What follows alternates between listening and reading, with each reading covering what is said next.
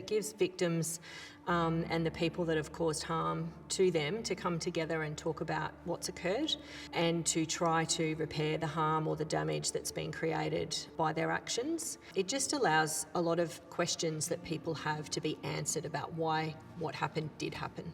I think that's particularly important when a crime was a random crime. Often people want to know why did you do this to me? And often it's a random situation, and that really helps victims to understand that they weren't particularly targeted by that. For a lot of victims, it means that they don't have to go through a court process or some other justice process, and that's very scary for people. This is an opportunity for people to avoid that process and to do it in a safe space where they feel prepared and they're ready to come along and to say what it is that they need to say. Also, in a justice process, sometimes the victims just don't get heard at all. They don't get an opportunity to even speak or participate, and so this does leave them with that feeling of being heard and having their questions answered.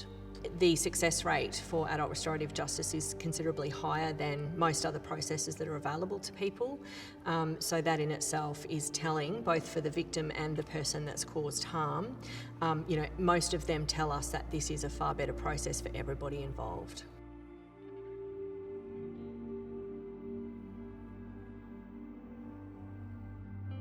Often they don't really think about what it is that they're doing at the time and what impact that may have on individuals in the community. And so for them to have to sit and listen to that and understand that means that they walk away from the session with a much greater understanding of how their actions have impacted an individual, but possibly even the community in some sense as well.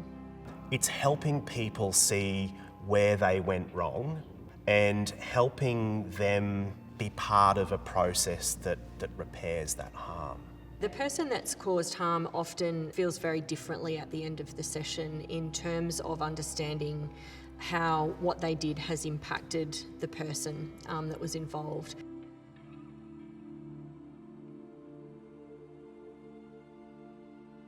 We have a 99% compliance rate with all of the outcomes that we facilitate.